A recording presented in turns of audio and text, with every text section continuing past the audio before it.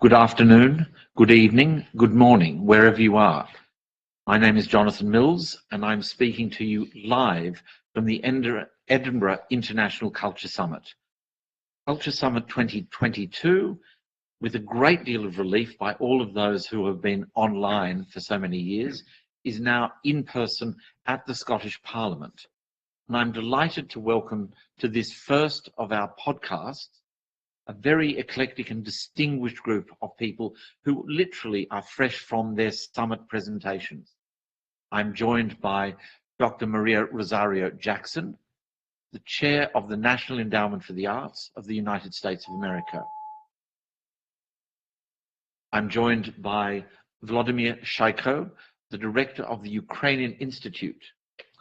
I'm joined by Lilian Usadi, Rhodes Scholar, physicist and musician from Oxford University, and Hiba Alwadi, psychologist and alumna of the Trojan Women Project in Glasgow. We are here to discuss and perhaps answer some of your questions on one of the themes of this year's summit, culture and freedom. Culture and freedom was discussed in great detail at the opening plenary of the summit, and was the subject of a special dialogue between the UK and Ukraine earlier this morning for obvious reasons. So I'm going to ask you, first of all, Volodymyr, thank you for coming to Edinburgh. What would you like to consider everyone thinks about when they hear those words, culture and freedom? Thank you, Jonathan. Hello, everyone who is listening to us. Culture and freedom sounds like a very simple theme that can be kind of easily explored through the perspective of Russia's war against Ukraine, an ongoing war in Europe now. But as I was preparing for the summit and for the conversations, and actually based on the conversation I've already had during the summit, I realized that it's just an endless topic and an endless theme to explore that evokes not just reflections on war and freedom as an inherent human right, but actually the relationship, the very complex relationship between culture and freedom, but also culture and unfreedom, and how culture has been instrumentalized and used to achieve good, but also to do terrible things to people and to nations. And culture is a term that we use for the purpose of this conversation, is a product of the Enlightenment era. It's a product of the positivist thinking that culture can only do good to us, that by being cultural, we can be better, and by advancing culture, we can build a better world. But I think the events of the past at least several decades, and certainly the past several years and months, proved to me that that is no longer the case, and we must rethink that concept of culture that is very kind of Europe-centric. It remains very Europe-centric, whereas in many other languages there is no even such word for culture in the sense that we are discussing it today. So for me, it's just a door opened to a lot more conversations, reflections, and research on the given subject. I'm sure we're going to come back to that, but before doing so, I'm going to bring Dr. Jackson in on this dialogue. Thank you for joining us. Fresh off a plane from the United States, we're thrilled to have you with us at the summit. We're thrilled that so many distinguished Americans have contributed to this cultural dialogue at the summit in the past. It seems to me that when we use the word freedom in the context of any dialogue about America, it has a very particular connotation. And as the chair of the National Endowment for the Arts, I'm wondering what perspective you might bring to these questions of culture and freedom. Thank you for inviting me to be part of this conversation, Jonathan. It's wonderful to be with all of you, and to those listening, thank you for listening. Yeah, the concept of freedom evolves.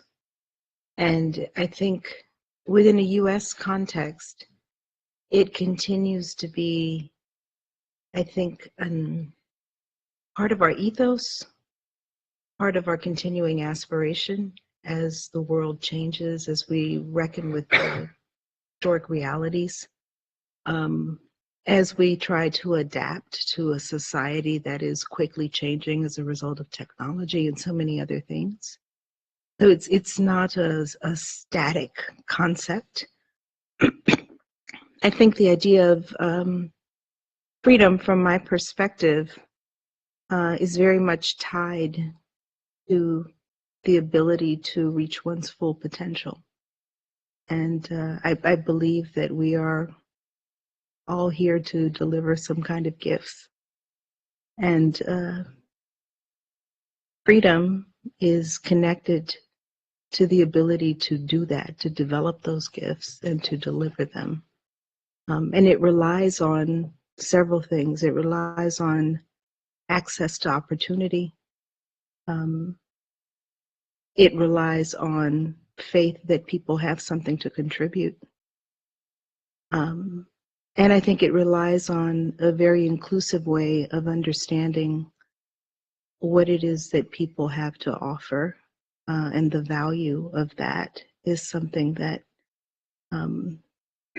we have to consider.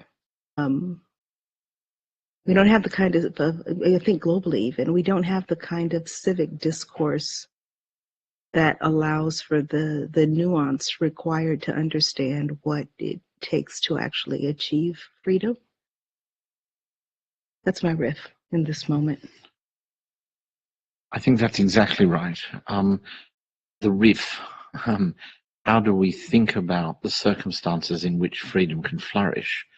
I'm going to bring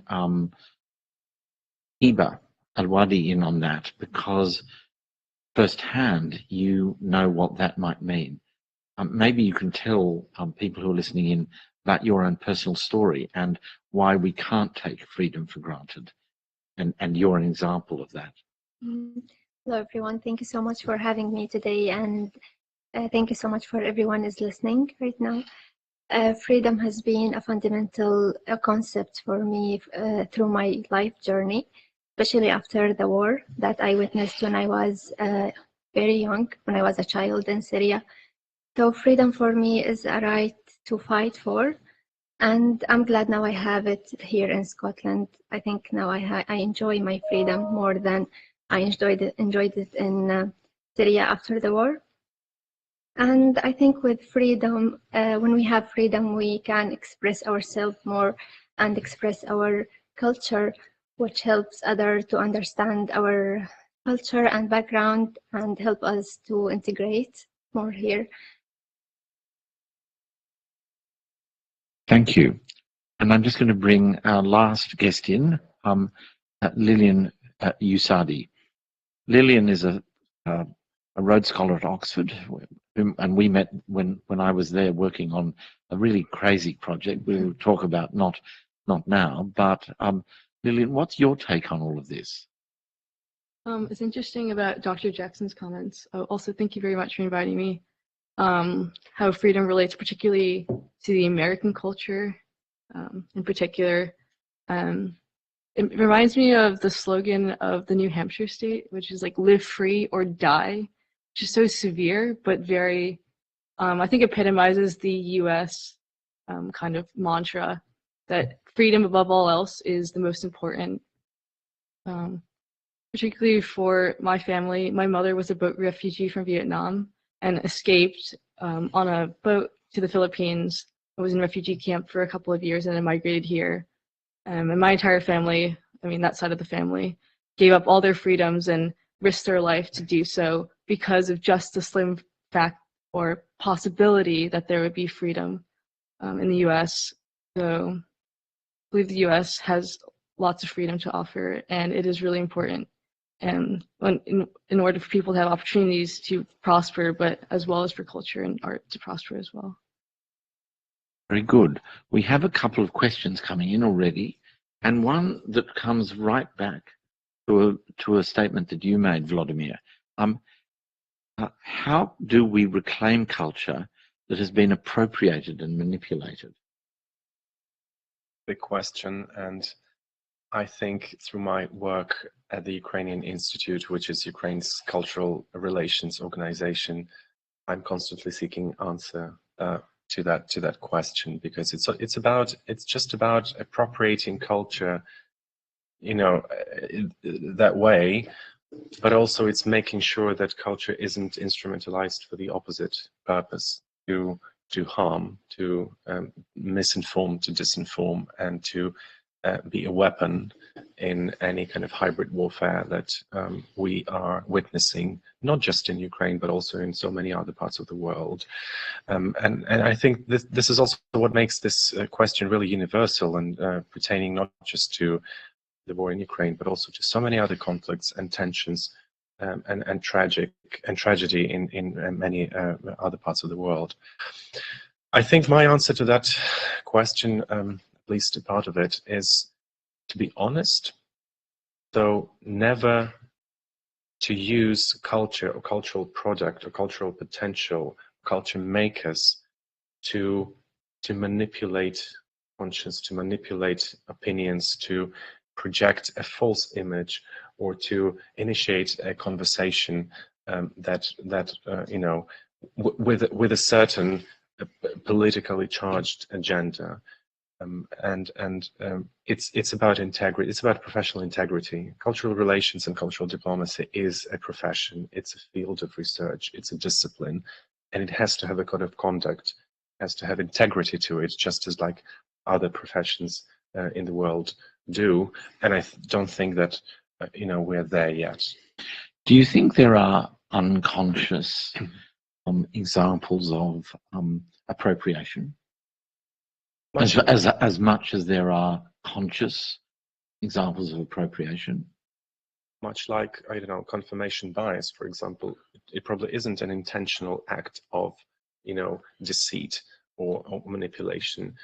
Sometimes it's just a genuine, you know, human behavior, but it doesn't make it right. So I suppose yes. Yes. What's your thoughts on that, Dr. Jackson? I think it's really important to understand the history and origins of the traditions that make up our cultural sector, our entertainment industries. I think it can be very easy to appropriate. Sometimes it's intentional, maybe sometimes it isn't. But I think when you honor the source and you honor the maker, there's less opportunity for that. And too often we disconnect the people who make the culture from the commodity of the culture. And I think that's when that disconnection happens, is when that appropriation that can be harmful is more likely than not. So do you think there can be, I think you seem to be suggesting, or we seem to be sort of talking about this idea of appropriation of culture that is both conscious and unconscious, and appropriation for the purposes of profit rather than for authenticity, or do you think that's an issue in terms of freedom? I don't think it's that black and white. No, I agree, but I don't think it's that black and white. I think, you know, in my own work, I'm interested in community development. I'm interested in addressing historic inequities. I understand the power of culture. I understand how it can connect to economic development and often to communities that need that. I wouldn't want to stand in the way of that. No, exactly. And tonight, you and I are attending a concert here in Edinburgh. We're going to Philly, actually, in one sense. We're going to hear the Philadelphia Orchestra. Yes. And we're going to hear the Philadelphia Orchestra play a very special piece of music. Can you perhaps explain that? So the composer who is being featured is an African-American woman. Florence Price. Florence Price, yes. African-American woman. Her work, which is, as I understand it, stellar, wasn't that well known and she wasn't, I think, afforded the she wasn't afforded the accolades that she deserved probably in her lifetime. So the ability to lift that up now, to recognize that contribution, to understand that it comes from someone that, particularly at that time, especially at that time, was from a historically marginalized community, to say the least. Very meaningful. It's very meaningful to lift that up. I've heard the symphony. It's an extraordinary piece of work. It comes at a time when we are not just listening, I hope with fresh and open ears, the works of a number of long neglected women composers. There are some that we've heard of in the dim distant past, like Fanny Mendelssohn, sister of Felix Mendelssohn, or Clara Schumann, the wife of Robert Schumann. Are they equal? I think there's a case to be made.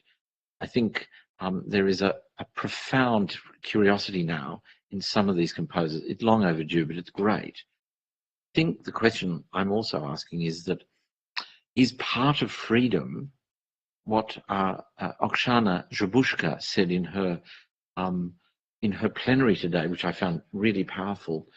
It's ignorance. It's why did it take us so long to learn about Ukrainian culture? We now know more than we've learned. Everyone in the world has learned more about Ukrainian culture in the last 6 months or 6 weeks than we've ever known. And is that because there's a certain element of self-absorption? Is it because we are so caught in our cultures? What do you think, Hiba?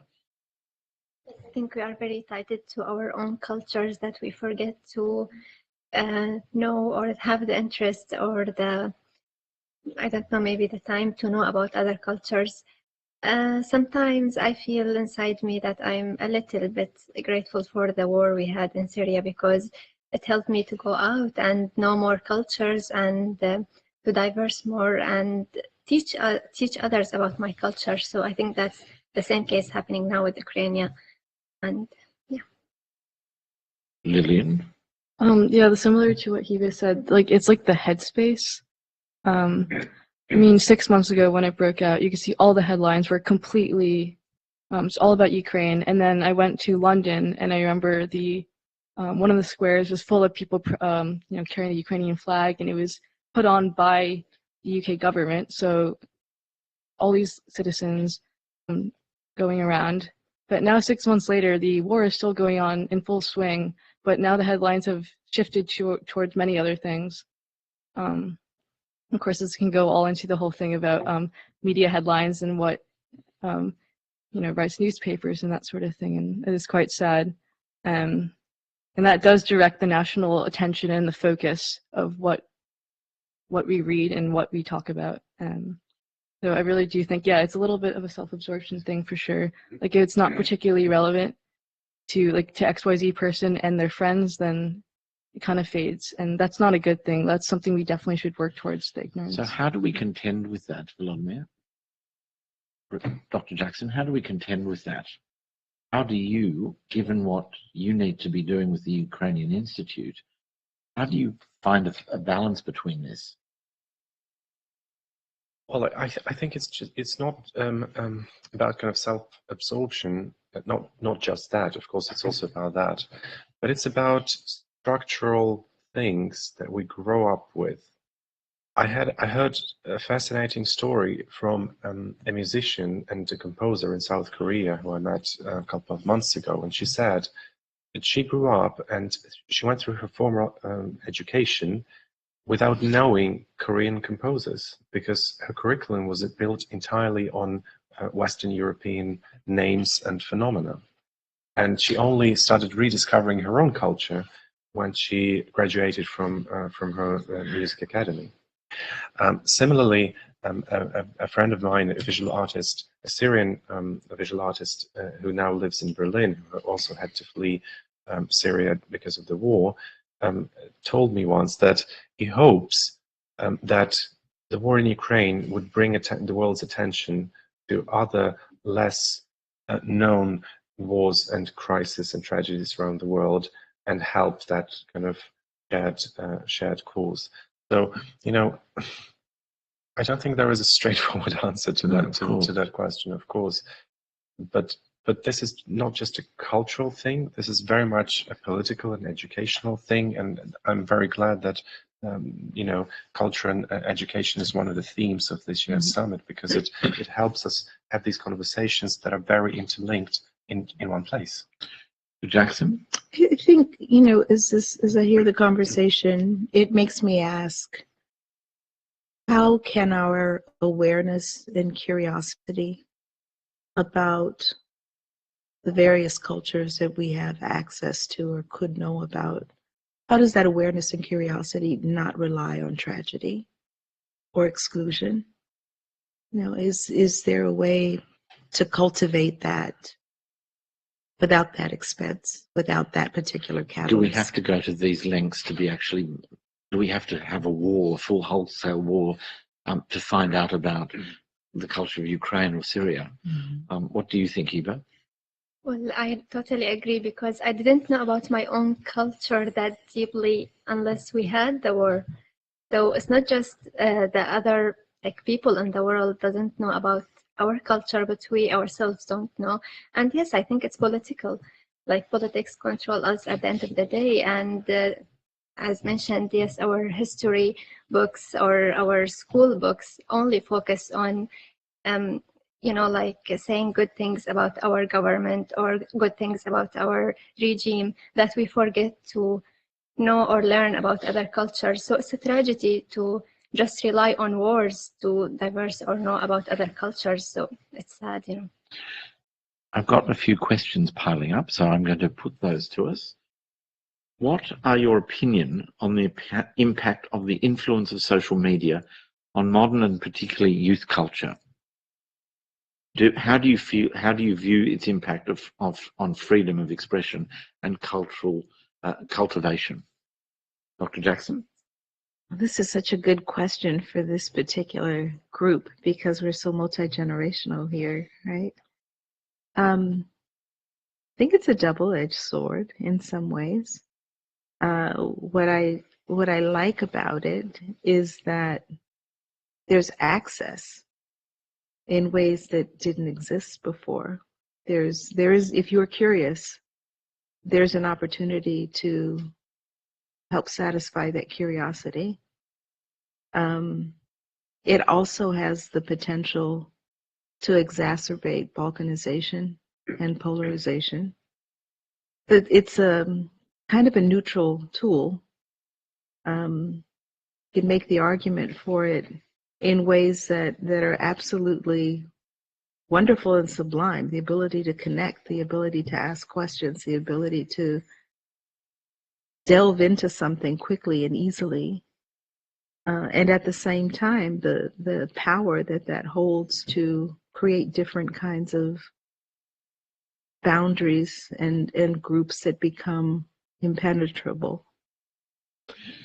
One of the things that, as a musician, that I'm struck by was a conversation I had with a man called Jordi Savall 20 years ago. And I said to him that one of the things I was really wanting to do in a festival that I was contemplating was to do the origins of the string quartet.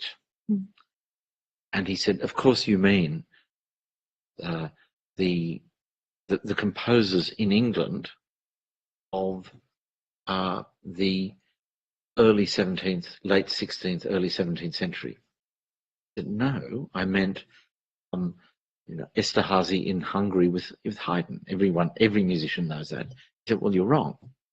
Let me tell you a story. And he said, it's a really great story about artists controlling their lives. He said, when Henry VIII decides that there's going to be a Church of England, one of the things he does is he destroys all the monasteries or takes the monasteries back. This is 1536. A few years later, he says, actually, not only am I going to steal the religion, not only am I going to, own and occupy these beautiful pieces of architecture developed over centuries, but I'm going to forbid it for anyone to sing the hymns, the songs of the old church. It was on pain of death you could not sing a Catholic hymn in England. So what did these enterprising musicians do? They said, right, we're not going to sing these hymns. What we're going to do, we're going to make transcriptions of them and we're going to play them in private. Didn't sing them, we played them. And the difference between singing something out loud, playing it in private, meant they started to muck around with the melodies. So da da da da da da da.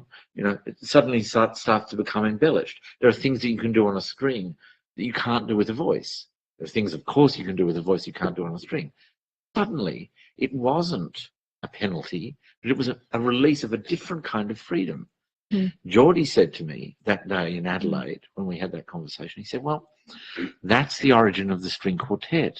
And those people, it was an underground subversive movement, but it was all about those people keeping that sense of themselves alive, absolutely obeying the law to the letter of it.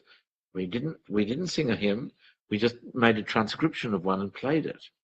And of course, these oafs who were imposing the ban didn't know the difference. As long as it wasn't sung in church, it was fine. What do you reckon? What's happening in Ukraine around that? What's happening? What's your take on that, Vladimir? What's your take on that, Dr. Jackson? This incredible story, makes me think about how art survived the totalitarian Soviet regime in Ukraine and other parts of the world in the 20th century. Because that censorship and that threat to your life for practicing art and for being free with your artistic expression gave birth actually to so many new forms of artistic expression that now constitute Ukraine's cultural legacy of the 20th century. For example, huge mosaics that can be found in Ukraine's public spaces, at bus stops, in public buildings, in facades of different We buildings. saw one of them presented by Oksana. Amazing. Exactly. So and that is a very undervalued but incredible cultural heritage that emerged only because those incredibly talented artists, dissidents of the 1960s and 70s and 80s, were unable to experiment with form because that was labeled as formalism, and that was obviously prohibited in the totalitarian state. So they resorted to a different form of formal artistic expression that gave birth to this incredible legacy, which is now under threat and is now being destroyed in the course of the war. But I found those stories very similar, as well as, of course, dissimilar, because it's birth of something new. When you're facing unfreedom, then you can kind of suddenly become much more free, ironically, in a way. Dr. Jackson? I think the pursuit of freedom is a little bit like water, and it's going to find its outlet. Yeah. And I think if you look at so many cultures, the ability to do what you just described, adapt and iterate and defy, it's so tied to resilience, survival. And it is, again, I think, that protection of humanity, that we're compelled to do it. We can't not. When you stop doing that, that's when you start to die. The other thing I think is come in, Lillian, sorry. Let me just say, speaking of water and talking about towing rules to a T really reminds me of Shostakovich's Fifth Symphony. Shostakovich was, as probably many of the viewers know, was a quite famous Russian composer during the 20th century under Stalin. Had a very fraught relationship with Stalin. But up until his Fifth Symphony, he was doing well, but then much of the government decided that his music wasn't nationalistic enough. So the Fifth Symphony was what he needed to do to really show to them that he was nationalistic enough. So if you listen to it, there's lots of like big marches. It sounds very Soviet Union-like, very patriotic, but kind of like undertones. There's definitely talk of perhaps it was more of like a mocking version, a mockery of the Soviet regime with a facade of being patriotic. So he very much towed the line of doing what was told of him, but really doing something underneath. Yes. Poking a finger saying, I'm doing this, but underneath it lurks a different conversation. What about you, Hiba? What's your attitude to this? Well, I don't think I have anything else to say because I really appreciate what I've been saying. But yeah, art is a great tool we have. Drama is a great tool we have to express ourselves. And one of the most things I'm grateful for in my life was the Trojan Women play. It was a great, chance to express ourselves and to deliver our voice and our message, because for Syrian girl or Syrian people, it's so hard to have the courage to speak, to say your opinion, because we were so controlled by our regime. So I think drama and art is great, and yeah, thanks so much. Right. So we've got a couple more questions coming in. In politically and socially restrictive environments, how can youth arts be a means of resistance? I'm going to come to you, Lillian, or you, Hiba.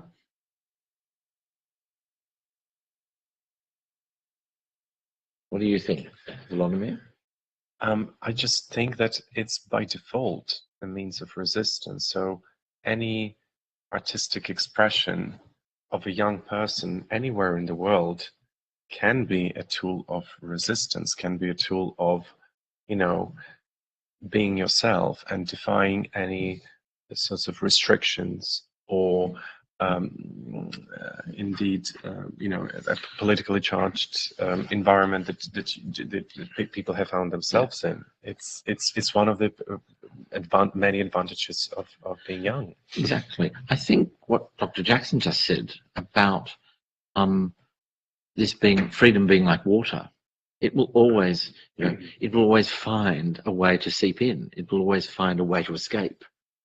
And when you think about the plays of Shakespeare under the regime that they were written, almost all art at some point, and much of great art, has been commissioned or made to order, or for a very powerful person to be determined by them to the parameters.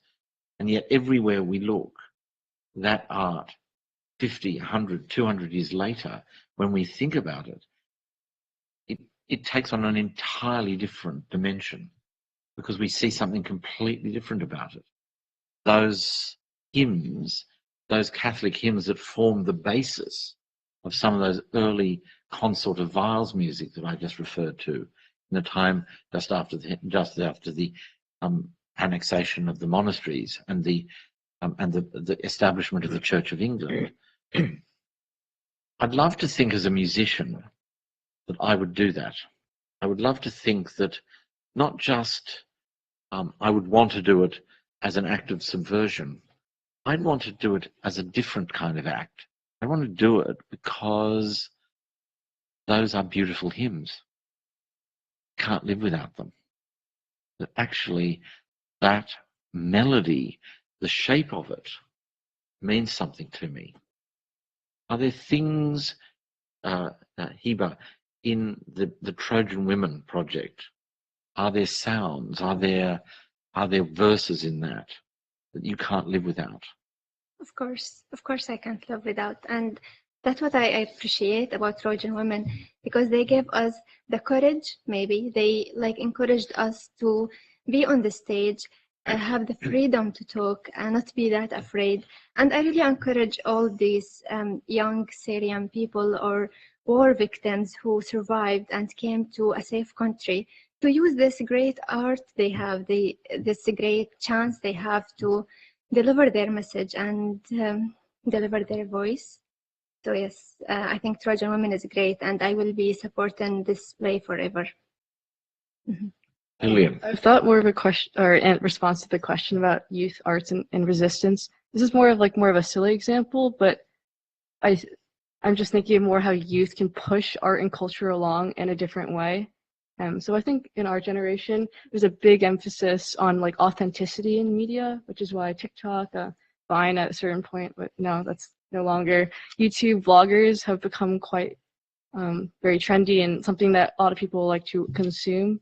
And I just think about this one YouTuber, Emma Chamberlain, who now is very popular, but maybe like 5 years ago, 10 years ago, she wasn't, and she gained a massive following for kind of spearheading the authentic vlogging content. And it was really novel because you just watch her go to the grocery store and vlog about her life. And so I think a lot of people outside our generation might not understand, but I think it's all about authenticity, and it really pushes that along, and that has bled into other types of media, I think, as well, in terms of people being really interested in the creative process behind artists' work, really wanting to know like the insides and outs rather than just a finished product. Yeah. Plus, the new generation has 2 identities, maybe 3 sometimes, because I moved from Syria to Jordan to Scotland, so that's really like helped me to like form more identities than the original one I have. So we have a great tool, which is social media, and we have the courage. We are more lucky than the old generation because we have the media we should like take advantage of to deliver our voice. Another question just coming in. To what extent do people pursue their own cultures to pursue personal freedom? What is the relation between culture and personal freedom? Eva? Well, I think culture is a result of freedom. If you don't have freedom, you can't express your culture. So, yeah, I think they are very related. Vladimir? I think that's the first artistic or cultural expression a person projects or exercises must come through the culture that they grow up with and in, and that's a very organic process. But speaking of multiplicity of identities, I think here you're very right that we don't have just one identity. We don't have one sense of belonging. We probably don't belong to just one culture. And I think that's an incredible achievement of humankind, that we can assume multiple identities and we can change identities. We can, just swap them like we do clothes. And I think that's a great advantage as opposed and compared to the times when a person was born with just one identity and was sort of pigeonholed into it for the rest of their lives. And this is a great luxury of our times, of our troubled times, that we can be much more free in terms of how we choose who we are. Can you expand on that a bit? Because, I mean, I don't disagree with what you just said, but I think it's right to say that we have the choice of change, that we can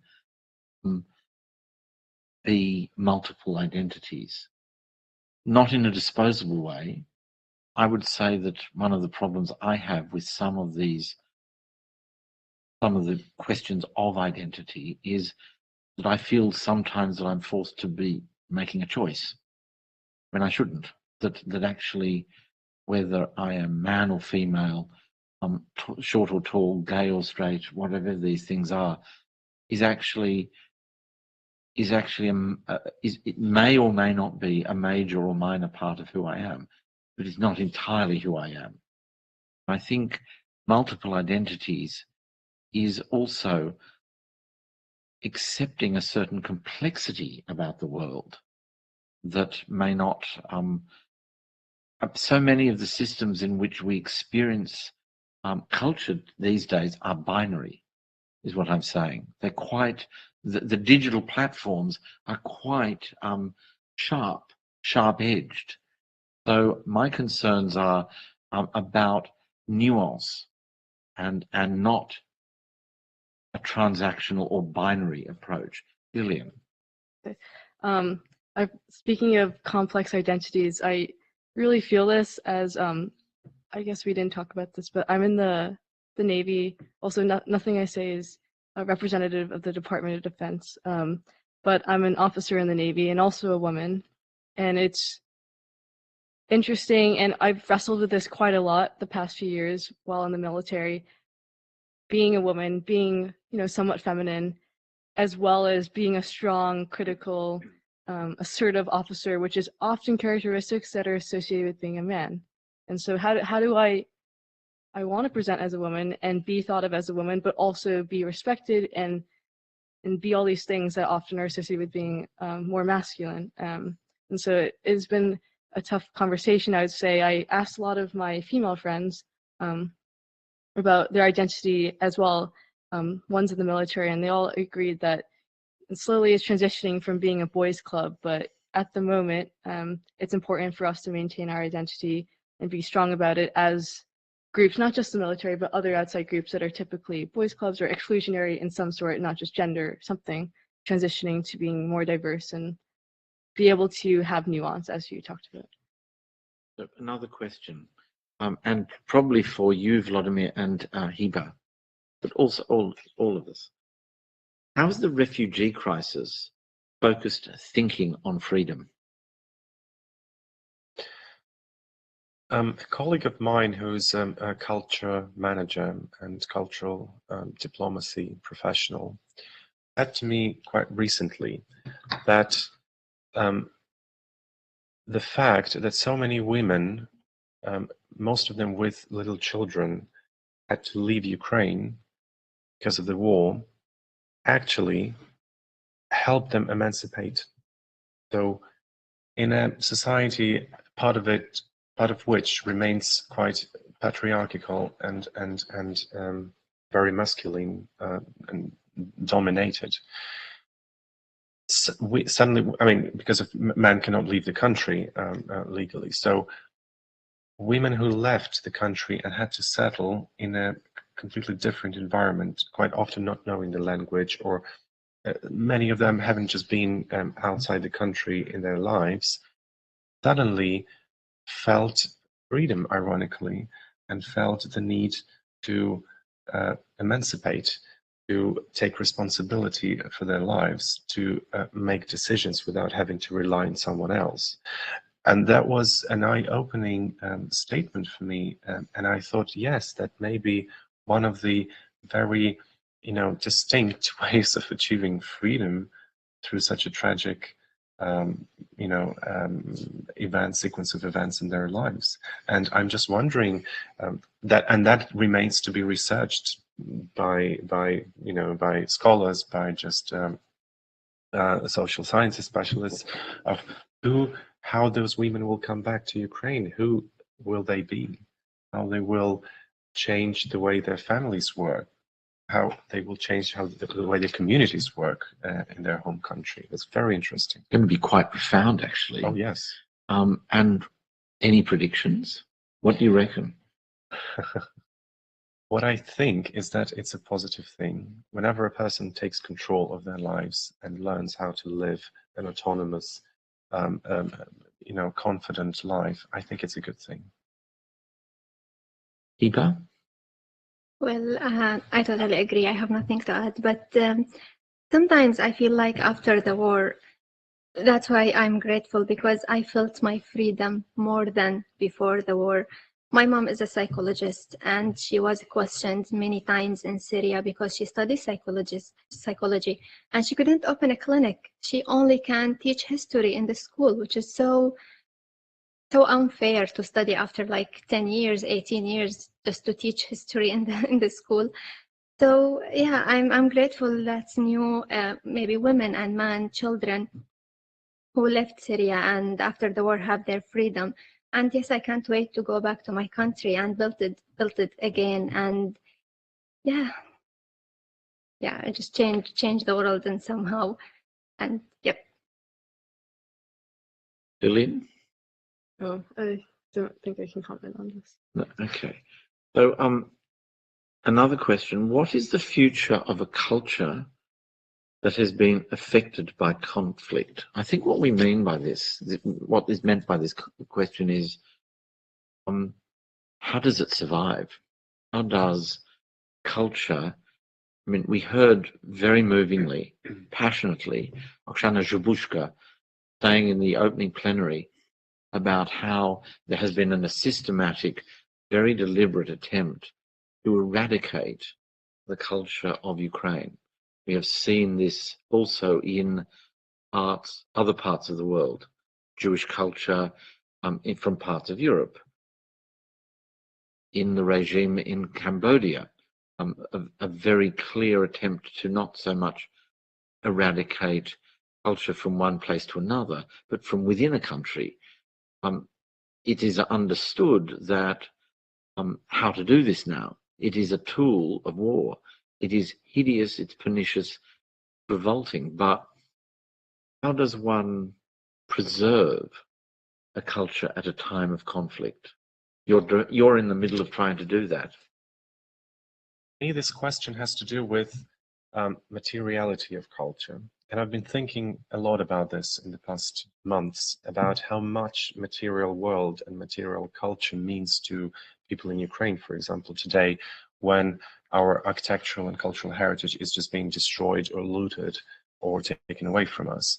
Because buildings, objects, art works is something that holds memory, it's something that holds identity, it's something that can be easily referred to when you are to rebuild after a conflict, after a war, when you are trying to reconstruct your history and revive something that has been lost.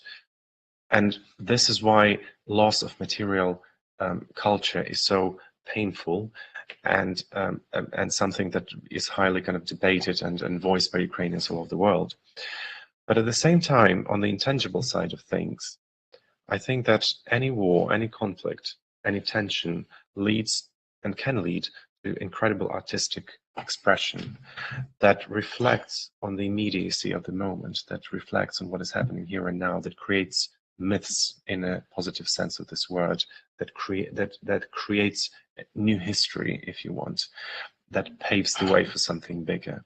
And this is something that we have seen in Ukraine, and I'm sure that this is something that happened in Syria or with Syrian artists who had to leave their country, that, you know, this pain and this these circumstances have made them create new work, express themselves, and do it very quickly without having to sort of reflect multiple years on their experiences before they're able to come up with something meaningful and creative. So it's really a double-edged sword, but I'm kind of very hopeful that the latter, you know, is true for Ukraine, but also for other endangered cultures. Give us some examples of this. Before you do, just to get the ball rolling, I'm going to give you an example of a friend of mine who made the most incredible suite of paintings. His name is John Walker. He's a British artist who lives in Boston. His father and his grandfather were both in the trenches in the First World War.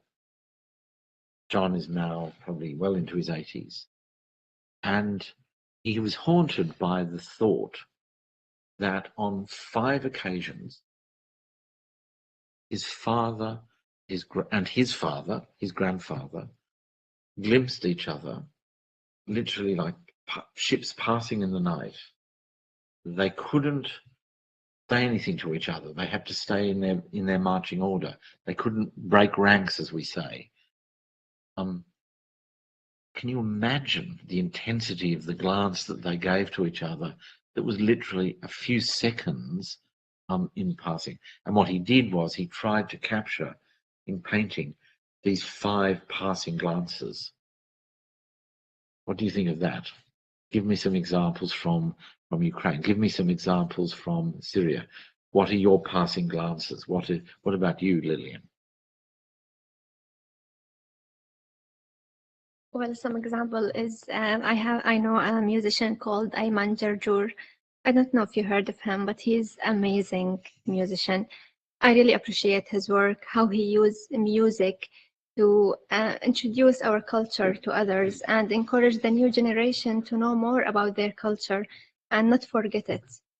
So yeah, I really appreciate his work. Without saying a word, only his music speaks. And yeah, I really encourage all the artists to give these examples we were talking about.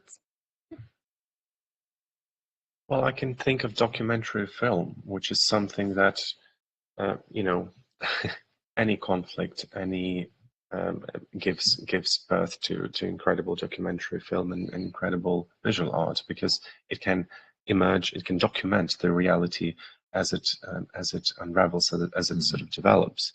I can think of a project in Ukraine called Theatre of Playwrights, which since the 24th of February of the past 6 months produced a lot of dramaturgical texts, verbatim writing and new writing that captured people's emotions and reflections in their everyday reality. And you know, it may have taken 25 years for Kurt Vonnegut to write Slaughterhouse-5, but now I think that time needed to react to the events of today through art gets shorter and shorter and shorter, because that's how our life dynamic is today. So what you're saying is also that the contours of our art, the melodies, the components, the textures are kind of compressed because our lives are. I think they are, and even if they are not direct statements or reflections or on a war, for example, sometimes they're just a celebration of life. A lot of musicians who I know in Ukraine write new pieces that are just completely unrelated to the war, but for them, they're a statement that I am alive, I can work, I can create, I can ignore in a way this terrible reality and stay true to my own artistic tendencies and intentions. And I think that's also precious. And that's something, probably that's an answer to a question that I asked myself before. How could artists, visual artists during the Second World War, how could they paint something that was completely unrelated to the war, to the horrors of war? How could they exist in this limbo by going in a completely opposite direction with their work? And now I think I understand that sometimes you don't have to. And a great example of that, just from the Second World War, is a piece that Olivier Messiaen wrote, a great French composer, in a concentration camp. And this is a piece for to us who are musicians, Lillian, slightly unusual configuration of instruments: the clarinet, a violin, a cello, and a piano. Not a string quartet. No? No clarinet. What is it? No clarinet. How do you mean? Like klezmer music, usually. Yes. Yes. No, but the reason though it was composed for these instruments is they were the instruments in the concentration camp. Is the only materials he had available. And he wrote a piece called The Quartet for the End of Time. And you immediately think, well, wow, this is written in a concentration camp. It's about death and obliteration. It isn't. This piece of music is actually about the end of the idea of time. So it's entering a zone of timelessness. So instead of saying, hey, this is the end of the world as I see it, he was saying the opposite. He's saying, this is the end of these puny, silly, hideous conflicts that destroy us and ruin our potential. But actually there's a greater, very religious man, Messiaen. Actually, something else is going on. It's not at the end of the quartet for the end of time. It was the quartet for the notion that time is everlasting, of endurance. It's a quartet for timelessness, if you like, rather than the end of time. Like the end of time, yes, but not the end of my time. The end of time in a broader cosmic sense. That's a good example, I think, of somebody who is in a war zone writing music is exquisitely beautiful, very still, not actually debating the small issues. And the reason I think that I got to know Messiaen a little bit, the reason he said, well, you have to focus on that. You have to focus on these ideas because they are the only true defiance of the limits and the limitations of those who would wish to have a very different view of your world. So actually, by enlarging your cultural perspective in this way, and that's a big idea, you actually transcend the puniness and the narrow-mindedness of these ideas. We've got time for one more question, and it's this. With complete freedom, do we see an increase in systemic disorder, and thus do we require some form of boundary in order for freedom and cultures to flourish without disarray? This is a very different question. So this question says, as a scientist, the idea that systemic entropy always increases comes to mind. So the question I think that Nikki Evans is asking is, do we need some boundaries?